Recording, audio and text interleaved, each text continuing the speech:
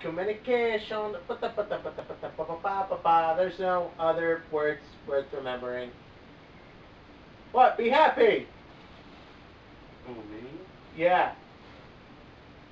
Yeah, there's no picture. Yeah, where I don't actually show us anymore when we do this. I just put pictures over us, right? Yeah. Okay. So, anyways, we're here to talk about what might be the best anime of last season. Yeah. Like Koboyashi's Dragon Maid. Like Kobayashi Dragon. whatever. I'm gonna be straight up honest. I had no interest in this. I kind of didn't either. I just watched it because everyone was fucking talking about it. Yeah, that was insane. Like, I remember when the season preview happened, and people were talking about what animes they were gonna watch. No one was talking about this.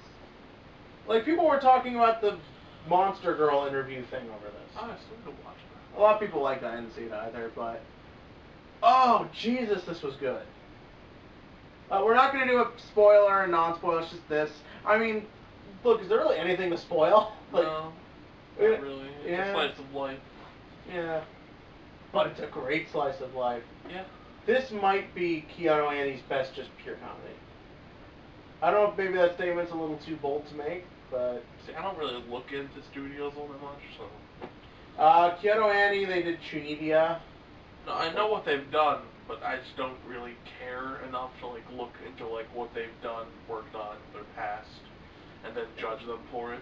Well, I care based on what I've seen. Like, for the most part, I have not liked Kyoto Annie over the years. Like, before this, the only two things they've done that I like were Beyond the Boundary and the first season of Chunibyo. Because as I say, the second season is just awful. This is really good though. Let's start off with like, who is your favorite character? For girl, it's Quetzalcoatl, Luca, just because she's got it going on body wise. But I liked her from the get-go. I know she was supposed to be like the fan service character because every slice of life typically has one that tries to be it. Mm-hmm. But once you get to know her character and she's like talking and like you can clearly see where she's going, she's very kind-hearted and she doesn't like. She's like people think she's airheaded and that she's fucking stupid, but it's like she actually has like really good moments in the show where she's like really endearing and sweet. And I like that about her. And then for guys, it was probably Fafnir, just because he's the fucking greatest. You know, the fact that he starts off just hating humans, but then the first episode he's in, he becomes addicted to fucking video games, was really funny to me. I liked, my favorite character was Kana. Everyone likes Kana. Yeah, but what I liked about, you talking about Quetzalcoatl for a minute, I liked that one of them was just pleasant. Because a lot of times, this is not the first comedy anime like this. Mm-hmm. You know, we've seen this before, like supernatural stuff, Sabrina the Teenage Witch, that kind of thing. But what I liked about this was everyone had like a legit fleshed out personality. Because you bring up Fafnir and the whole sort of thing with him, with the video game thing, it's one of his main personality traits, but it's only used twice, like throughout the show. It's not like every time he's on screen they need to remind you he's a gamer. Like, it's just when they think it's funny. And that's what I like, because so many of these comedies, it's beat a joke to death. I don't think there's one, like, weak running gag in this. Yeah. But there's no running gag that's overused. Except maybe the Elma stuff. Yeah. But we'll get into her. I think everyone kind of has the same opinion of Elma. Yep. But like this was a really smart show too. Like it really knew how to dial things up, and I like the fact that it wasn't afraid to get quiet and emotional when it wanted to. Yeah. I loved the scene. I love the scene where Fafnir just flat out goes to Toru, "She's going to die, and you'll still be alive one day." And it's a legit, serious moment. Because Toru talks about Kobayashi in such a light, but at the end of the day, like, she is just a normal person. And I like the fact that Kobayashi is a normal person. Like, there's nothing over the top or crazy about her. She feels like someone you could legitimately meet And I like her design, too. Yeah, so do I. I kind of felt she was... Like, I hated her for the first couple of episodes, because it was like... Alright, so the main attraction of this are, like, the dragons. But it's like... After, like, once the show gets going, she actually has a lot of, like, character development, which I really like. Well, I like that it's not just the formulaic, Toru does something stupid, Kobayashi rolls her eyes, end scene. Mm-hmm. There is that, but I like that you do legitimately see this relationship grow. It's interesting, though, that... So, in theory, Toru is, like, sexually attracted to her, right? Yes. She loves her.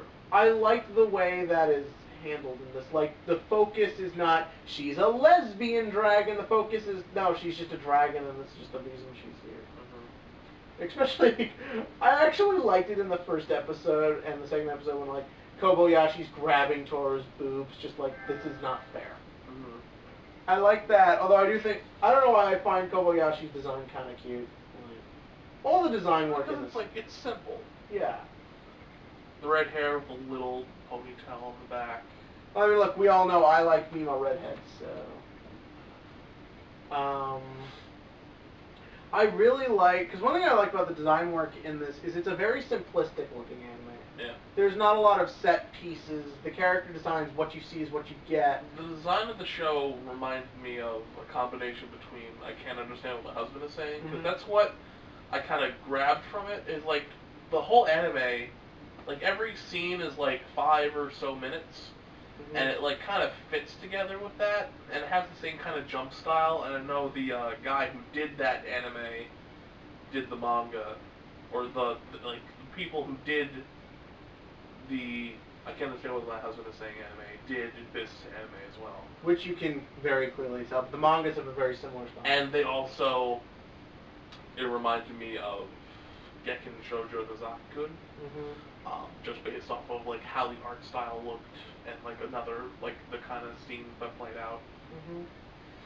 Yeah, those would be the two like immediate comparisons, and you can make any number of comparisons. I really liked, because you want to talk about design for a minute, a lot of people were, and this is a little off topic, there's a lot of memes about like how people complained about the main girl in Phantom World being a really large-boobed, overly fan service chick, and everyone hated it, but then people talk about how Quetzalcoatl is a large-boobed fan service chick and everyone loves it. I think it's important to remember that Quetzalcoatl, that's the joke. Like, she doesn't realize she's this overly sexual-looking person. Or maybe she does realize that she just likes the attention. But it's like, it's what you do with it. And I felt like this show really knew what to do with all its jokes. I actually liked the relationship between her and the kid, who kind of also... Shota? Yeah. Where everyone is like making the memes. It's so, like, because I love it when it's like the character is just clueless, but it fits into Quetzalcoatl's overperson. Like, I never thought she was a ditz. I just like the fact that she was kind of this kind-hearted, easygoing, normal person. Especially because the show does this weird balancing act with its straight men, or straight women in this case. I don't mean like sexual or anything like that. I mean just like the one who stays straight during the joke. Because you think about it, Kobayashi and Kana are both that. But I like that they do it in different ways. Because I thought with Kana, the minute she comes on screen, I'm like, I am not going to like this character. The acting is so dry, and it's very sort of one-dimensional. This is not going to work. It works insanely well with her. And it's like, because I like the fact that everyone in this just is. Yeah. Like, Toru is just naturally an energetic person. Kana just is that. She just is this just sort of very sort of deadpan talking style. You want to get into, like, negatives? It's not a perfect show by any stretch. I could totally see, if you're not into the sort of gag comedy, slice of life stuff, really not getting into this. I mean, the only negative I have is that they introduced Elma way too fucking late. It's like they have her in the ending and the opening, and then she doesn't come in until like episode 9 or 8. Yeah. And the other thing that and they even make a joke at that. Like, the episode title is Elma shows up she finally shows up, huh? And it's like, I just love how like aware the anime was. So it's like that happened, and then the episode where the beach at the episode, it's like so and so, blah blah blah. It's wait, it's the beach episode, by the way, and it's like, There's oh, like it's the fan service. yeah, it's the fan service episode. Yeah, but what I liked about that with the fan service thing is that that is naturally what you were going to assume going to that beach episode. They're only on the beach for 5 minutes. Yeah. But it's like with the Elma. Not to cut you off, but isn't that also the Comic. convention? Yeah, that was the second half of that. I did appreciate, because I'm not always a fan of the 25-minute, like the Lucky Star or the Nichijou thing, where it's like, it's 25 minutes of nothing connecting to anything. Like, sometimes that can be fine, but it just gets mind-numbing after a while. I like that there was a plot thread throughout each episode, but it never really felt like it had to adhere to anything. So you could do something like go to the beach, and then light fireworks, and then go to Summer Con Kit, and it all just felt natural with how... Whatever. It felt natural with how the show was paced. And even because of that, like, the serious emotional moments, like I brought up, the Fafnir thing, the other one I loved was when Toru, like the scene where Toru is getting annoyed that Kobayashi never really seems that affectionate towards her, or that Toru tries really hard, but Kobayashi always ends up getting annoyed. And, like, the music stops, it gets very still, and Kobayashi has this very personal moment where she's just like, it's just been easier for me to just be introverted, and that scene was just, it's just so good, like, because again, like, comedies like this don't normally want to do that. They don't want to take that risk and have a serious emotional moment, or if they do, it's just so forced. But this does, and I really appreciated that. But as for my negatives, yeah, Elma's introduced way too late, and the problem is just because you make it a joke in the title, it doesn't mean it's okay. It doesn't change the fact that they still don't do anything with her. Yeah, she's mainly less like, I'm going to take you back while I'm hungry. Well, that's my character now. And that's I just want food. I assumed the joke with her was going to be like that she's hot or she's big boobs, something like that. But also, why does she have two very distinctive versions of her human design and everyone else just has one? Well, that she's either in a suit or in like a... with a horn and a tail. Yeah. Like, I don't know. I assumed she was going to be played kind of like Toru's rival type character. Like when they do it in animes like this where you have your main character who is the easygoing, happy type, and then you have the other one who's basically just there to annoy her. My assumption was we were getting that, but those two have like no interaction. Yeah, and Elma, the episode she's introduced in. And Elma doesn't really interact with anyone in this. Yeah. She is just there for the food thing, and it's really not even that funny because it's just been done so many times. And in a lesser comedy, it would be fine, but in something this well written, it really is weak. And my other gripe is I really didn't like the male friend. He had his moments. My problem with him was two things. A, he has no personality. He's literally just there to be the handsome guy who I imagine Kobayashi's going to hook up with. I haven't read the manga. I've heard some stuff, but nothing, like, too spoilery. But to be honest, like, the first couple of episodes he's in, like, he doesn't get much lines, but, like, the first couple of episodes, he's okay. But then, like, once Fafnir steals the show for him, and, like, his whole, like, character just becomes, oh, by the way, I'm home, oh, you're still playing video games, okay, I'm going to bed, bye, and then he's, like, Fafnir's just still playing video games. He's relegated to the background, and I feel like for as much time as they want you to have with this guy, it doesn't really work. I hated when he would put the stupid 80s nerd anime cliche glasses on and have the buck teeth, yeah. And even the hair would change to, that is pointless. Because he's a weeaboo, Kevin! But what makes it funny when Kobayashi goes weeaboo, which is also totally random and doesn't make any sense, having a maid otaku thing. But with her, like, it was funny because it was still the same character, like, just a light switch would go off. But with him, it's like, you always know what version of him is going to be in that scene. Like, he's either just going to be the understanding best friend, or he's just going to be this caricature, and I felt like...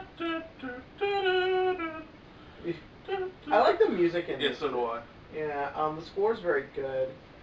But it was just like those were the two big things. And also, I don't know why, I really didn't like it when Kana's friend would go into that weird love. Because they have to ship the loli, Kevin. Ravioli, don't lewd the dragon loli. What? No, that's a huge like community thing. No, I think it's funny. I like the idea, but I don't know why. Just the shade of pink they use on her face and the whole heart tongue and the giant forehead. I don't know. It just doesn't. It's just a weird gag that. Like people have made so many memes out of the whole, like she's hanging out with her in her room, scene where they're playing Twister, and shit goes down. And you're like, oh, I'm going to jail now.